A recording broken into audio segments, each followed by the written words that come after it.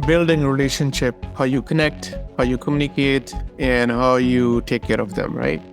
For us, we just want to really make sure that our team from the leadership down really understands, educate, provide the tools they need, even if there's things that are going on personally, making sure that they understand that if there's anything that we as a business can do to help them on that personal side, they know they can depend on us to do that.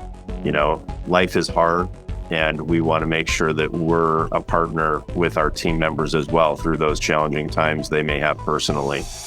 Welcome to this episode of Sunny Silver Linings. Today's guest is Brett Helgeson, President, CEO, and Managing Partner of Adopt Technologies. Today, Brett shares with us his view on why initiatives to create the culture you want are so important in today's hybrid work environment, along with how to foster relationships with coworkers in a remote work environment, engage employees in a value-driven culture, and the importance of culture in talent retention. And remember, if you enjoy content like this, be sure to subscribe, like, and share. Now, here's your host, the founder and CEO of IT by Design, Mr. Sunny Kaila. Over to you, Sunny. Hi, Brett. Welcome to the show. Good morning. Thank you for having me, Sunny. Yeah, no, thank you for, we made it happen very quickly.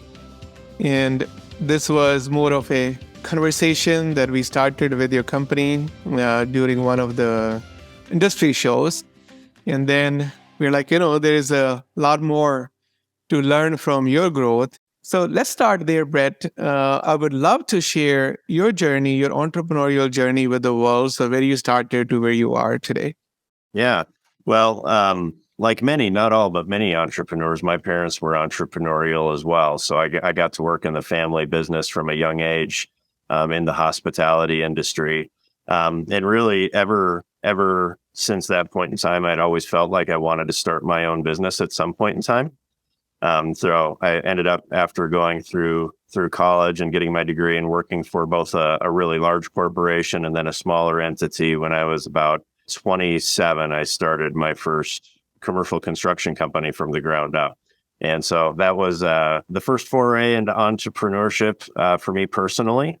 And then after about 8-9 years in that business, ultimately, I ended up getting into the IT business by buying a company that had actually taken care of all my contracting IT needs. So I knew the owner well, and that led to a relationship that ultimately transitioned into us becoming partners and then me buying the company. That's an amazing journey. So you never went to school for computers? I never went to school for computers. No. And that's one thing, so many technology companies start out with individuals that are phenomenal technicians and may not have all of the business acumen. So I was able to come in and bring the business acumen and a lot of the sales, business development, financial, and other strategic vision. Unfortunately and fortunately, I wasn't able to service all of the customers' IT needs. So it allowed me to really focus on building the business. That's awesome. I think it's a blessing that you brought in a new perspective. You were not limited in your thinking of that tech-centric thinking. It was more of business-centric thinking, probably, that helped you actually to rely more on other leaders with their unique strengths and not get in their way. And I think not too many MSPs can scale the way you scaled very quickly. So what are the lessons, like top 3 entrepreneurial lessons learned, Brett? Well, for me, coming from both businesses, one of the key things that I really learned is the strength and ability to delegate, how that can really benefit your business, right? Hiring those right people that you can empower and trust to perform those roles well, and how much burden that really takes off of business leaders and owners. As they don't have to do everything. They're really depending on the people that are good at certain things to do their skills. So that's certainly one thing. Secondly, always be continuing to look for additional clients and business partnerships.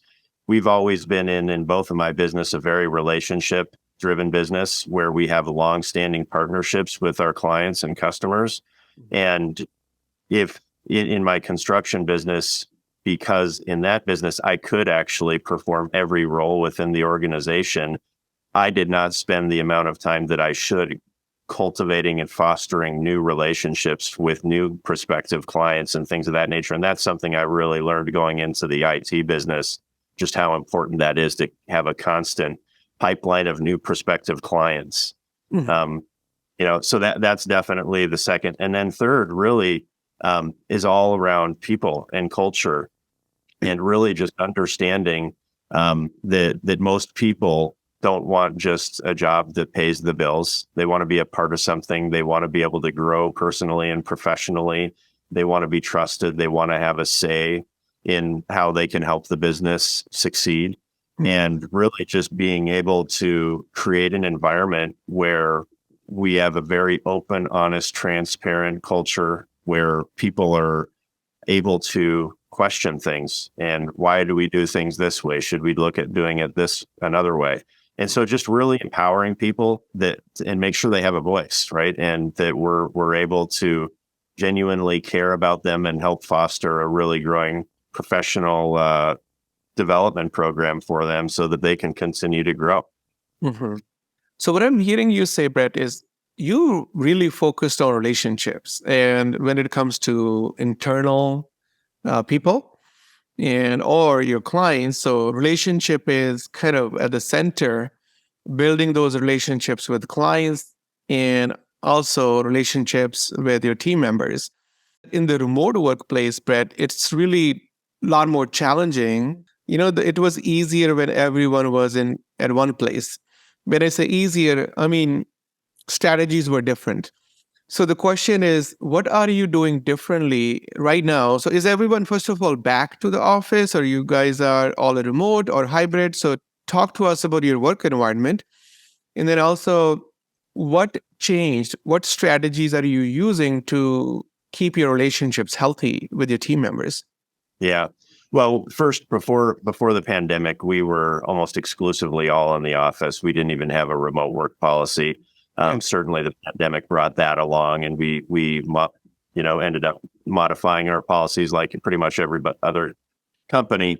But then over the course of time, just with the talent challenges, we ultimately started hiring full-time remote workers in other states as well, which is where we are now. So we have very much a hybrid approach. But to your point, it became very challenging you just can't replace the water cooler talk, right? A lot of those sidebar conversations that turn into creative brainstorming sessions to solve challenges or move the business forward in certain areas or help clients.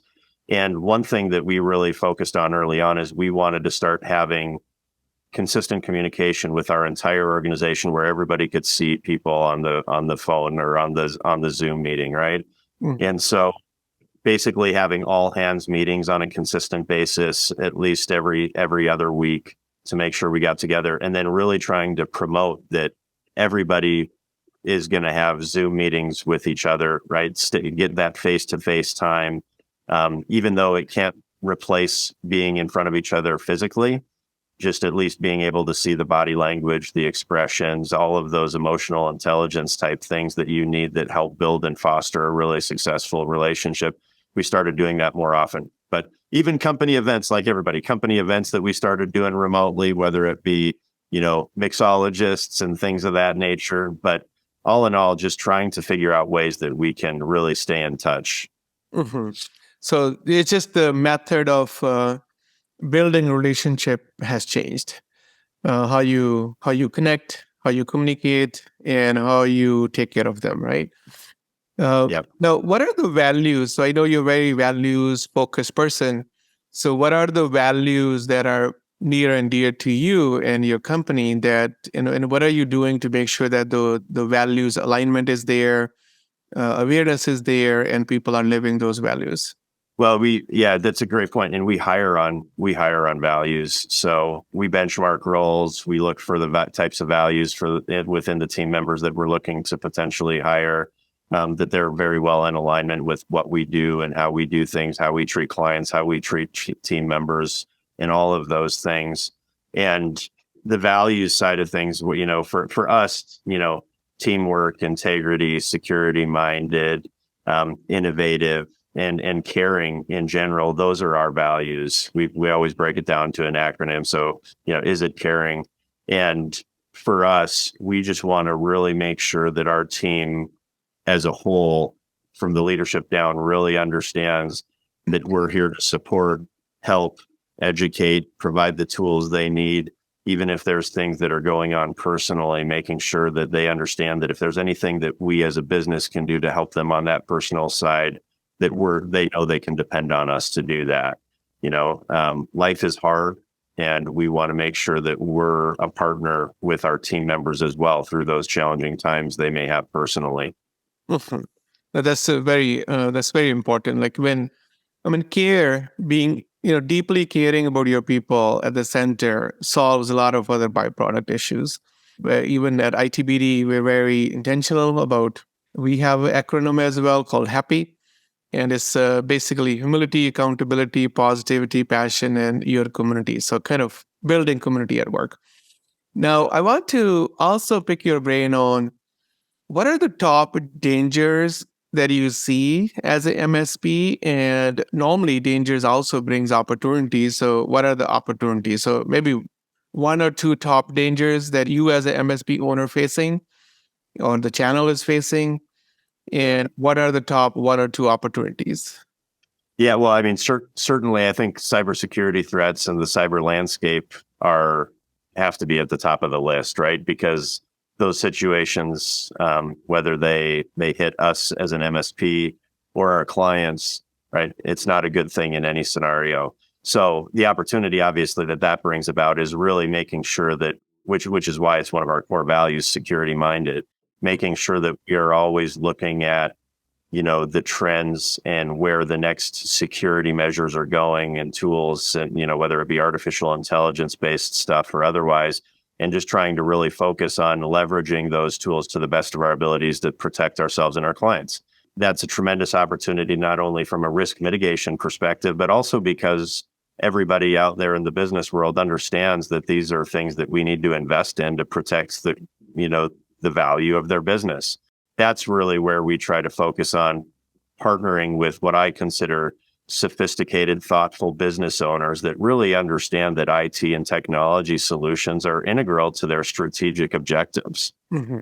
Yeah, doing business with the right people where they look their kind of perspective on technology usage in the business. Is it just an expense, or it's more like, hey, this is how we can create more value and more of investment in the business type of thinking. Now, one more thing before I let you go, Brett, is what's your thinking about this like new Chat GPT or AI, how this will impact MSP businesses? Well, first of all, it's amazing. I've played with it a lot, and it really is incredible what AI-based solutions can bring to the table. And there's going to be a tremendous amount of displacement, just like self-driving vehicles and autonomous. So from an IT provider perspective, I think there's an awful lot of things that we have to be conscientious of. I think there's great opportunity to leverage those types of solutions to enhance our own efficiency, to make sure that we're truly utilizing computers and software for things where it makes sense, and then utilizing the human interaction for the areas where you just can't replace that with a computer. So I think making sure that we're taking advantage of those things in the right places is really great. Outside of that, for us, it's an opportunity to help educate a lot of our clients that really don't have a lot of exposure to these types of solutions and how they may ultimately be able to really benefit their business. Mm-hmm. So trying to be that consultative partner that is bringing to their attention new types of solutions and things that they can potentially use to help their business succeed. Mm-hmm. That's awesome. Yeah. So we all are seeing something new in the last couple of months, and trying to see how we can adopt this for that leverage, what's the advantage of utilizing that for our own businesses and the customers. And we are putting a lot of thinking around it as well here at IT by Design, and I think it's a really great thing. it's really one of those things that, we have to just build a culture within our companies where it's not a danger or threat that team members are seeing. It's more of they're embracing this change in a way that is more like they leverage this technology. And Brett, thank you so much for coming to my show. I truly appreciate you and truly appreciate your time on my show and sharing your thinking, sharing your experience and your journey with my viewers. No, thank you for having me. It's always a pleasure to talk to you. Thank you, Brett. Thank you for watching Sunny's Silver Linings. Don't forget to like, share, and subscribe. See you next time.